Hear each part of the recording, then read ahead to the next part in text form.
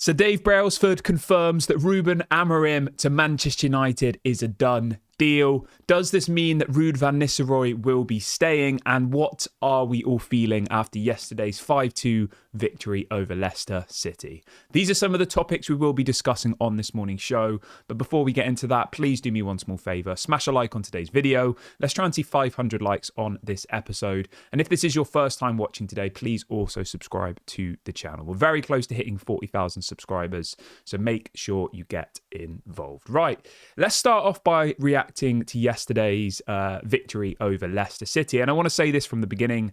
It was lovely to watch a game of football and enjoy it. It was lovely to watch a game of football and see goals. It was lovely to watch a game of football where I didn't constantly think that we were going to lose. And it was lovely to watch a game of football where I felt relaxed. So I want to get that off my chest to begin with, because the last couple of months watching football has been pretty unenjoyable. I think we can all agree. We'll score a goal and then 5 seconds later we concede a goal. And it was just frustrating, wasn't it? You know, you'd go 1-up against Fenerbahce, you'd go 1-up against Porto, you'd go 2-0 up against Galatasaray, and you'd think, amazing, great, we're back. And then within 30 seconds, your dreams would be shattered again. And I think yesterday, I know people are going to say it was Leicester City's B team. People are going to say one of the goals was deflected. Casemiro scored a wonder goal. Like, I get it, but do we really care? Football's about entertainment, and last night's game was entertaining, I think. They entertained me. I enjoyed it. And that's probably the most important thing, you know? So yeah, I was really happy with the performance yesterday.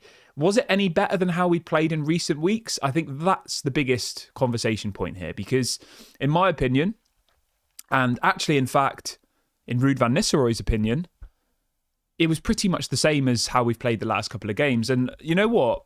This little quote that I've got here from Ruud van Nistelrooy massively...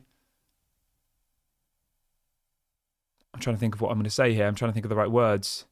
It massively improved the amount that I have respect for him, because he effectively said that we played well against Fenerbahce, we played well against Porto, etc., and we played well against West Ham, but we just couldn't put the ball in the back of the net. So I respect him for that, you know, because he could have easily thrown Erik ten Hag under the bus and said, oh, yes, we've done this in training this week and that's why we scored the goals. But he didn't say that. He said, you know what, it was a good performance, but I think we played well against West Ham. We just couldn't finish our chances. And that's fair, isn't it? You know, in that first half against West Ham, we should have been 3 or 4-0 up. And we didn't score. Whereas last night, everything went our way. Casemiro scored the best goal he's ever going to score in his whole career. Bruno Fernandes scores a free kick that was deflected. Apparently, the Dalot and Garnacho goal was potentially offside. I haven't watched it back, but apparently it was offside. Like, all of the luck went our way. You know, we didn't actually have that many, like, clear-cut chances last night compared to how much we usually have, but we just scored every single time. So, yeah, I think you've got to be fair. I was very happy with the performance. I was happy with the goals. It was really cool to see Ruud van Nistelrooy on the sideline. He had that right aura. He looked happy. He was smiling. It was great to see him celebrating when we scored, because you've got to remember, Ruud van Nistelrooy loves Manchester United, and it must have been really, really difficult for him to be, you know, there alongside Ten Hag, watching Manchester United suffer, watching the fans suffer, seeing the team that he loves sat in 14th. So it was nice to see a smile on Ruud van Nistelrooy's face. And it was nice to see, you know, fans at Old Trafford smiling and, you know, you lot all happy. So that's the most important thing for me. We can kind of, you know, we can pick the result and whether it was Leicester's best team and all of these things forever, but it's not really going to get us anywhere, is it? But yeah, so Man United win. Next round, we play Tottenham Hotspur in the League Cup. We're away from home, and you know what? We have to go and get revenge there. We have to go and get revenge for them beating us 3-0. Obviously, Rben Amorim will be the manager by then. It's on the 17th of December at the Tottenham Hotspur Stadium. So that's a must-win game for Manchester United, that game. I think, you know, the League Cup and the FA Cup are probably our most likely routes to winning silverware this season. So I'm expecting us to go and get our revenge against Tottenham. Obviously, they're going to be incredibly motivated because they haven't won a trophy in, what is it, like 17 years, Tottenham, something like that. So they're going to be very, very motivated in that game. But it doesn't matter. We've got to go there. By that point, Rúben Amorim will have been here for, 6 weeks? Hopefully we go there, we play our best football, and we go through to the next round. So yeah, that really, really positive about that. There was a question I wanted to ask you but I forgot. So I'm going to ask you now. The question is this: should Ruud van Nistelrooy stay at Manchester United in some capacity? Let me know in the comments section. Let me know if you think he should stay, but also let me know like what you think he should do. Should he be the manager? Should he be the assistant? Should he just be a coach? Let me know. Now, my opinion on this is, I think it would be good to keep Ruud van Nistelrooy, but I'm not sure if he should be the assistant manager, personally, because I think Rben Amorim should be able to bring his own assistant managers that he has with him at Sporting. That would make the most sense.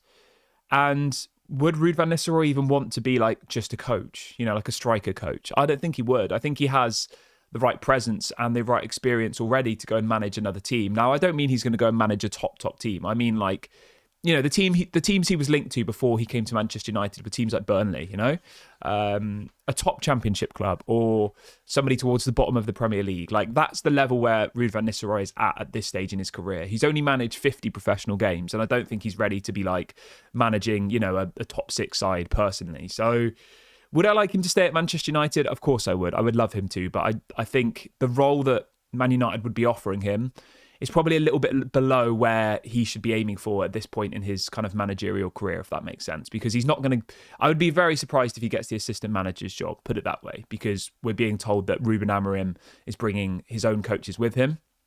But, if he wanted to stay and be the striker coach or something like that, then I would have no problem with it. I just think it's highly unlikely because we know that, as I said, before he accepted the assistant manager's job at Manchester United, he had offers to become the Burnley manager. And I think there was a couple of other teams as well who were interested in him. So if he was to leave, he'll go and get a manager's job, which I think is better than being the striker coach at Manchester United. So in short, yes, I would love him to stay, but I think he probably won't based on what is actually going to be on offer for him. But you can let me know your thoughts on that in the comment section. Should Ruud van Nistelrooy stay at Manchester United? And if he does, what role do you think he should be offered? Because I don't think it's going to be the assistant manager. So let me know your thoughts in the comment section on that one. Okay, let's move on from that though, and let's jump on over to Rúben Amorim, because the breaking news that came out last night. So there's a video circulating on Twitter, X, whatever you want to call it, this morning, and it was Sir Dave Brailsford. So it's after the game, and a fan goes up to Sir Dave Brailsford. He asks him for a photo with him, and then the fan asks him, is Rúben Amorim coming to Manchester United? And Sir Dave Brailsford replies and says, yes, he is. The deal is done, with a big smile on his face. If you want to go and find this video yourself, just type it in on Google or on Twitter.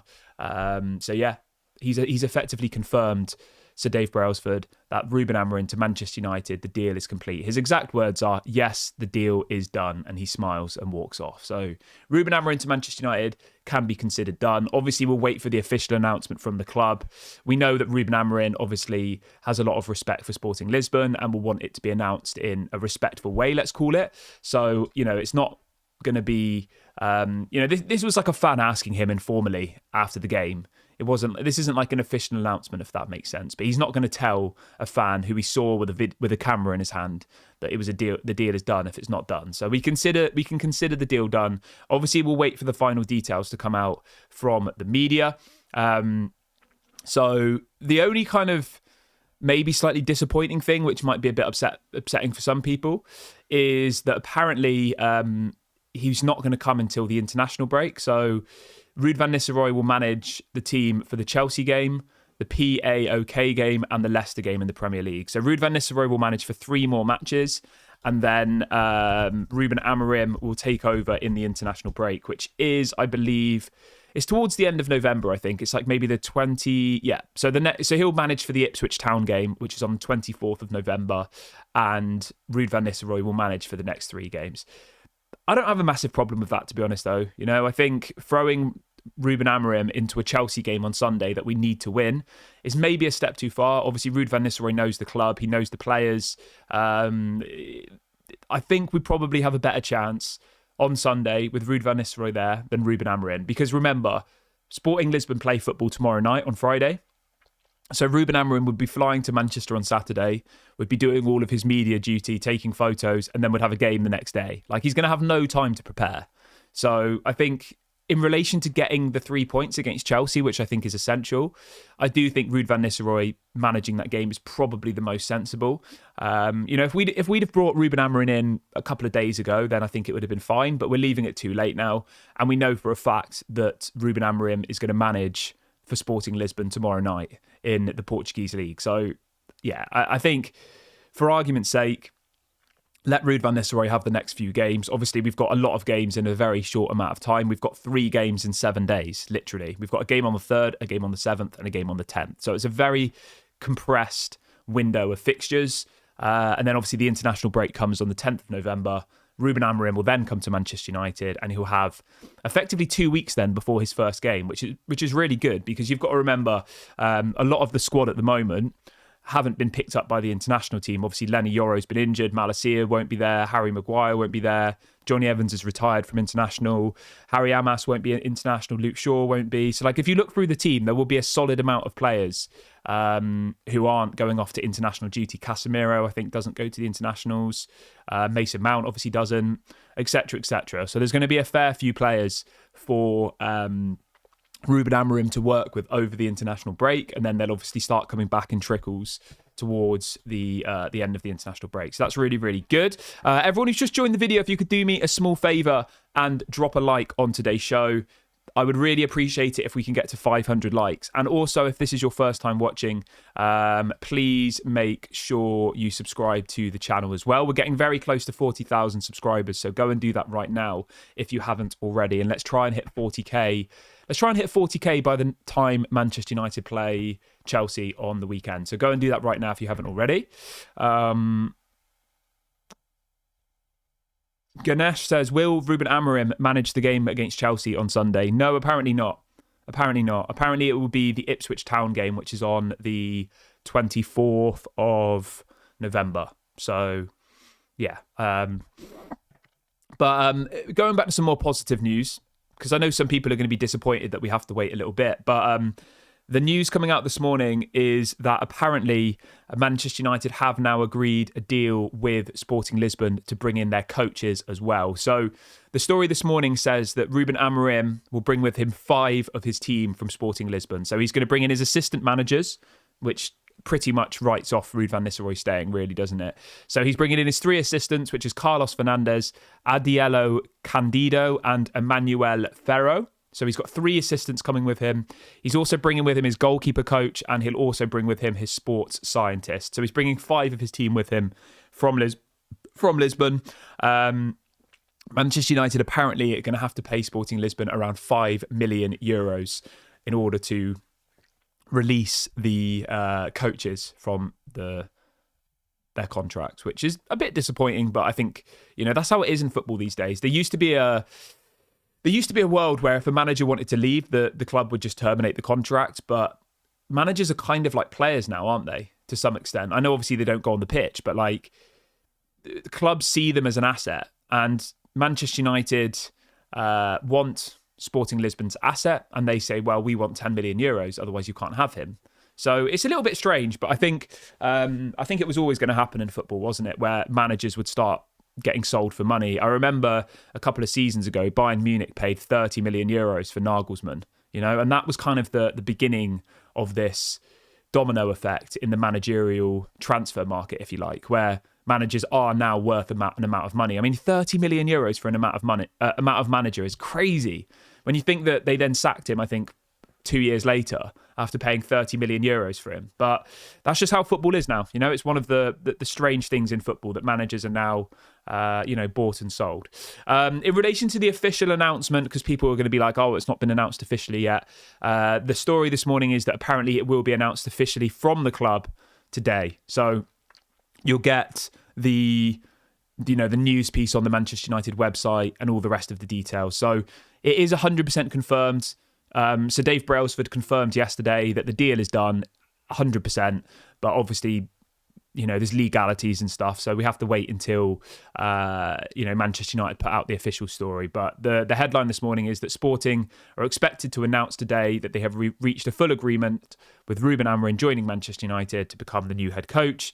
And it says that it is also expected to be announced as part of the agreement that Rúben Amorim will remain in charge of Sporting Lisbon for their next 3 matches and join United during the new November international break. So yeah, that's just a little recap of where we are at with that. He'll join for the Ipswich game, which is I think on the 24th of November. I've got no problem with that. I think, give Ruud van Nistelrooy the 4 games, let him have his little moment.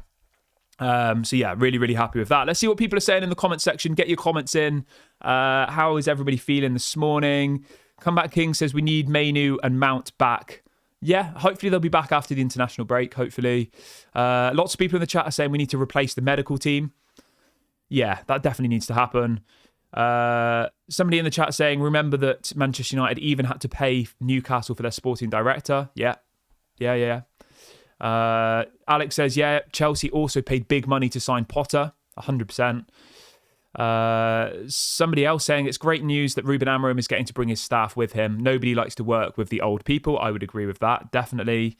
Giashon says that Ruud van Nistelrooy should stay as the Manchester United assistant manager. I don't think he's going to stay as the assistant manager, to be honest with you, mate, because the story, as I just said, is that Rúben Amorim is bringing his assistants with him, who are currently at Sporting Lisbon. So I don't think that's likely. And I just personally think that Ruud van Nistelrooy is above just being a striker coach. I think he can go and get a first team job somewhere else. As I said, Burnley wanted him. A couple of other teams wanted him. Michael says, if we've got to pay these 5 coaches, does it mean that we'll have to pay Van Nistelrooy compensation as well? We'll have to wait and see on that one, mate. I don't know the ins and outs of how it works, but I imagine if Ruud van Nistelrooy has a contract, then if they want him to leave, they'll have to pay him out of his contract, to be honest.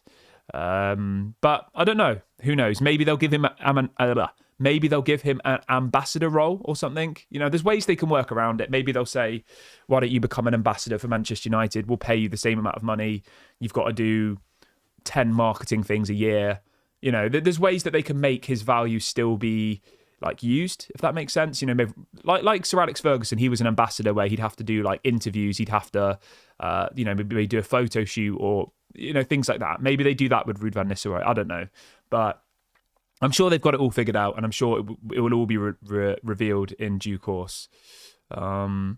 Lebgon says, I don't think Ruud van Nistelrooy will stay now, but I think he'll come back and manage Manchester United in the future. I would love for that to happen. I would love for Ruud van Nistelrooy to go to a Burnley, an Everton, someone like that, go and do really well with them, and then have the opportunity to come back to Manchester United in the future. That would be amazing. I just think at this stage, it's far too early in Ruud van Nistelrooy's kind of career to be giving him the managerial job. So, yeah. Comeback King says, what do you think will happen to Rene Haak? I mean, Rene Haak's definitely going to be given the axe, isn't he? 100%. You've got to feel a little bit bad for Rene Haak, to be honest. He's kind of been forgotten in this whole situation. He was managing an Eredivisie side. Manchester United managed to convince him to leave an Eredivisie side to be one of Erik ten Hag's assistants. And 8 weeks into the season, he's effectively going to be sacked and have no job. But, I mean, arguably, he was part of the team that failed. So you can feel bad for him, but at the same time, he's only being sacked because of failure. It's not like he's being sacked because he succeeded. So, yeah, it's a little bit of a hard one because obviously, you do, on a human level, you do feel kind of bad. But at the same time, these people are paid life-changing amounts of money to do the job they love. And they're going to be paid life-changing amounts of money to, as compensation. So I always struggle with this whole thing where people are like, oh, I feel really bad for the manager. I mean, I liked Erik ten Hag for a bit, but I didn't feel bad for him when he got sacked. He got £15 million. He got £15 million of Manchester United's money. And Ruud van Nistelrooy and Rene Haak, if they get let go of, they're going to receive a substantial amount of money, So I don't really feel bad for them. Obviously, it's a bit disappointing, and I'm sure, I'm sure they would love to stay at Manchester United, but in reality, it's probably not going to happen. David says, all of this money that we've spent on getting a new manager, staff, etc., we could have bought a decent left back. David, you make a really good point, okay? But I was talking to somebody about this yesterday. I think a lot of people seem to forget this. In the Premier League, obviously the goal is to finish in the top 4, right? But you receive a different amount of money based on where you finish in the Premier League. So I tried to get into Ineos's heads yesterday. I tried to work out why they've sacked Erik ten Hag now. And the reason is quite simple. So at the moment, Manchester United are 14th place in the Premier League, okay? So the prize money for finishing 14th is 129 million. That's how much Premier League teams will receive. Whereas if you say finish 6th, which is probably realistic, you receive 150 million. So there's about a 21 million pound difference in prize money versus finishing 14th and finishing 6th. So if you think that we've paid, I think, £8 million for Rben Amorim and £15 million to Erik ten Hag, it's about £23 million that we've spent to sack Erik ten Hag and bring in Rben Amorim. And if Rben Amorim comes in and he has an impact, and we say we finish the season 6th, which is realistic, right?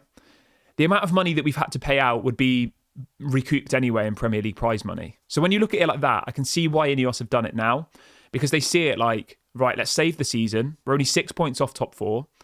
If we can get up to those better positions, the prize money we'll receive will be vast. I mean, if you finish in the top 4, you get 165 million plus all the Champions League money. So I can see why they've done it, and I can see why they've pushed the button now, because as it gets further down the line and you slip further and further away from that top 4 position, that's when it becomes a problem.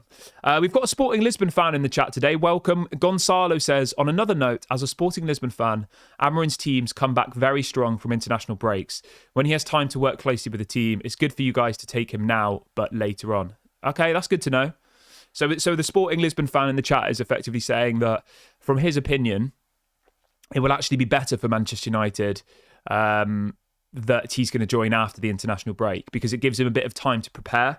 And I actually agree with you. Obviously, I'm not a Sporting Lisbon fan, so I don't know him as well as you do. But I think on a basic level, it makes zero sense for Rúben Amorim to manage a game of football for Sporting Lisbon on Friday and then be expected to manage a must-win game against Chelsea 24 hours later. Like, that doesn't make sense on any level. And I think I definitely agree with you that a clean slate is better, where he can come in, he can work with the players over the international break, and then hopefully we can go on a bit of a run then, because the fixtures after the international break do look quite favourable for Manchester United. And I think they've probably looked at the fixture list and they've thought, right, let's bring him in then. Let's give him the best opportunity possible, because these are our fixtures. So this will be our first 5 games under Rúben Amorim. Ipswich. Then you play Bodo Glimt. Then you play Everton at home. I'm actually going to that game. Then you play Arsenal, and then you play Nottingham Forest. You've got 4 home games there. Ipswich Town, Bodo Glimt, Everton, Arsenal, Nottingham Forest. Now, looking at it on paper, I know every team's hard in the Premier League, but the only game I'm really concerned about in that run of fixtures is Arsenal away. All the other teams are at home. Everton at home, we should win. Nottingham Forest at home, we should win. Bodo Glimt at home, we should win. So I think when you look at it like that, it does make the most sense, because no one's going to expect him to go to the Emirates and beat Arsenal, are they? Whereas the other 4 games, I think, are genuinely winnable. So yeah, I'm happy with it. I've got no problem with it. At first, I wanted him in for the Chelsea game, but obviously maybe that's not realistic. We've got over 700 people watching the show live right now, which is amazing. We've only got 100 likes though. So if you haven't liked the video yet, please make sure you go and do that. It really helps to bring more people in to the channel. And if this is your first time watching, make sure you subscribe as well. We're very close. We're on the homeward run to 40k. So go and subscribe now if you haven't already. It's completely free. I just dropped a link into the chat. We have another comment in here coming in from the Sporting Lisbon fan. Gonzalo says, as a Sporting Lisbon fan, we are disappointed that Rúben Amorim is leaving, but it's good to see that our president is defending our interests. You guys have to understand it. Yeah, 100%. I've got no problem. I think I have the utmost respect for Sporting Lisbon. They're an incredibly well-run club. They bring through some incredible players. They gave us arguably our greatest player in our history in Cristiano Ronaldo. And I think there is a lot of mutual respect between Manchester United and Sporting Lisbon. And I think the way that both teams have handled this situation, I think, has been very amicable. I think it's been done in the correct way. I think it's been done respectfully. And I don't have an issue with, Sporting Lisbon demanding the money that they effectively want in order to let him go. And I think it's been handled classfully. And yeah, hopefully we can continue to work together in the future. Gonzalo says, even though a lot of the Sporting Lisbon fans I speak to at this stage would rather get a premium and for Amorim to leave ASAP. Apparently the locker room isn't happy about him leaving, the likes of Højlund and Gaio Queiroz. Yeah, I did see a few people on Twitter saying that a couple of days ago that that Sporting Lisbon fans were saying, well, why didn't we ask for more money and let him go now? Which does make sense. But yeah, I think overall, I think overall it's been the situation has played out correctly. I think it's fair for everybody, and I think Sporting Lisbon will have their manager for the next 3 games. They'll have him for the Man City Champions League match. So yeah, I get your point. Obviously, as a Sporting Lisbon fan, you're probably like, oh, if we could get another 10 million to let him leave now. But I just don't really think that even benefits Manchester United, to be honest. Like, the next 3 games for Ruud van Nistelrooy should be winnable, apart from the Chelsea game, which is obviously a bit more difficult. So I think it would have been a waste to give Sporting Lisbon another 10 million just so he could manage 3 games, because we all expect Man United to beat PAOK. We all expect Man United to beat Leicester City. And the Chelsea game's kind of like a 50-50, isn't it? So for me, I don't think it would have made much difference if Rben Amorim was managing against Chelsea on Sunday, because he would have had no training sessions. He wouldn't be able to do his formations and his 3-4-3 or anything. But yeah. Aaron says, yesterday most people were really excited about Rúben Amorim joining, but after 1 win, they're all like, give Ruud van Nistelrooy the job. The thing is, right, that's what football's like, though. People are so reactionary. Because it's such an emotional sport, isn't it? There's so much love and passion goes into supporting your football club. So, yeah. I knew that would be the case, though. When I was watching the game yesterday, I was putting out some tweets and I was being quite cheeky. And, I knew there'd be some Man United fans sat at home saying, why are we getting Rúben Amorim? Let's get Ruud van Nistelrooy, just because we beat Leicester. But, yeah, that's just how it is, isn't it? Gonzalo says, apparently Gaio Queiroz is fuming about Rúben Amorim leaving. I mean, I can't blame him, to be honest. What's your thoughts on Gaio Queiroz joining? I've probably said his name wrong, but you know who I mean, the Sporting Lisbon striker. I assume he's going to leave in the summer, isn't he? I know Arsenal wanted him. Maybe Man United going for him. I mean, let's just say this. Joshua Zirkzee isn't a striker, is he? We can all agree on that now. He is definitely not a striker. So I would go for him. I think we need another striker. Even in the summer, when I thought that Joshua Zirkzee was a striker, I still thought we needed another striker. So I would definitely go and sign him if that was an option there. But it's just whether we have the money to do that. That's the big question. We would have to sell some big players. You'd have to sell someone like a Casemiro or a Rashford or, one of those big name players who's on big money. But, yeah. Somebody says, I know this summer we will see a lot of links for Inacio. What's your thoughts on him? I personally think we should go for Bastoni. He's the best centre-back in a 3-back system right now. Mate, we're going to need like 2 centre-backs next summer, I reckon. I have a feeling that they're going to go back in for Branthwaite, to be honest. Whether I want Branthwaite or not is a whole other conversation, but I really, really do think that they'll go back in for Branthwaite, I reckon. That's who they wanted. I mean, his contract's still very long, though. He's still got 3 years left on his contract, Branthwaite. Yeah, I don't know. I don't really want to start thinking about transfers yet. I think it's a little bit too early for me. But what I will say is this. We know that Lindelof's contract expires in the summer. We know that Johnny Evans' contract expires in the summer. And we know that Harry Maguire's contract expires in the summer. Although there is the option to extend Harry Maguire's contract by 1 extra year. I probably would do it, to be honest. Because I think if you let go of Lindelof, Maguire and Evans on a free, you're going to need 3 new centre-backs in one window, which is far too much, because our only centre-backs would then be Martinez, De Ligt and Lenny Yoro. That would be it. And if we play a back 3 centre-backs, we wouldn't have any backup at all. So I would probably keep Maguire We're not giving him a new deal, by the way. It's just, in players' contracts, the club has an option to extend it by 1 year. So it's not, he doesn't get any more money. It would just be a 1 year extension. I would probably do that. And then I would go and sign 2 new centre-backs. And then obviously the year after, Maguire would leave. So that's what I would do personally. So yeah. What else have we got in the chat?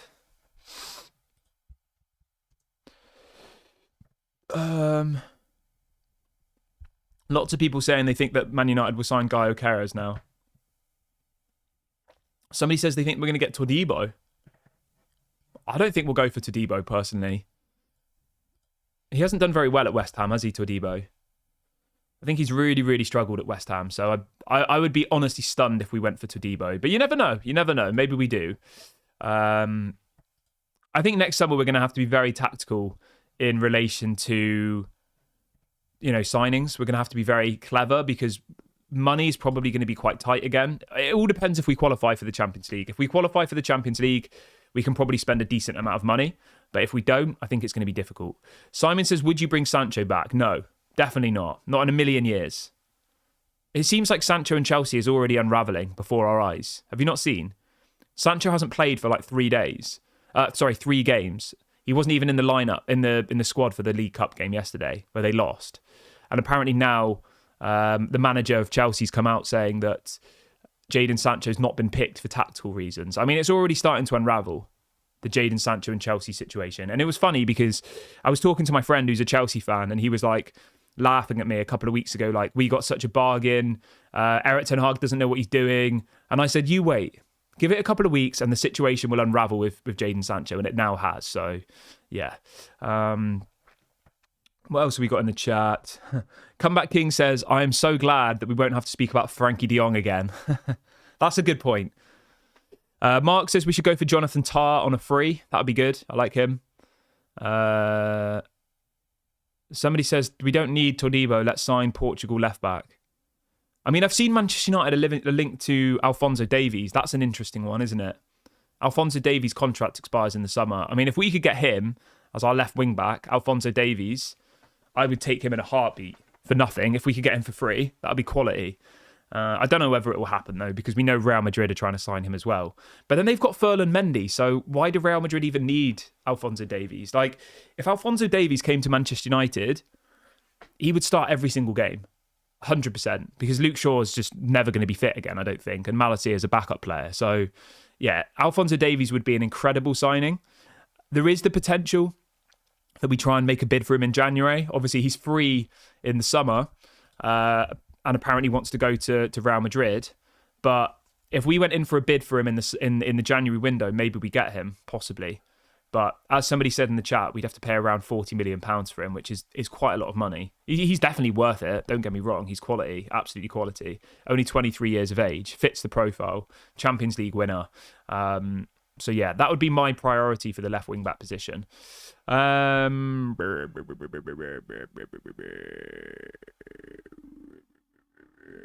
says, what about Alvaro Fernandez? Should we go back into him? I probably would go for Alvaro Fernandez, to be honest, because obviously we have this buyback clause, don't we? And I'm sure Rben Amorim knows him well from obviously him playing at Benfica. So, yeah. Ganesh says, what about Frimpong? Yeah. Maybe Frimpong. I think the left-back situation is way more pressing.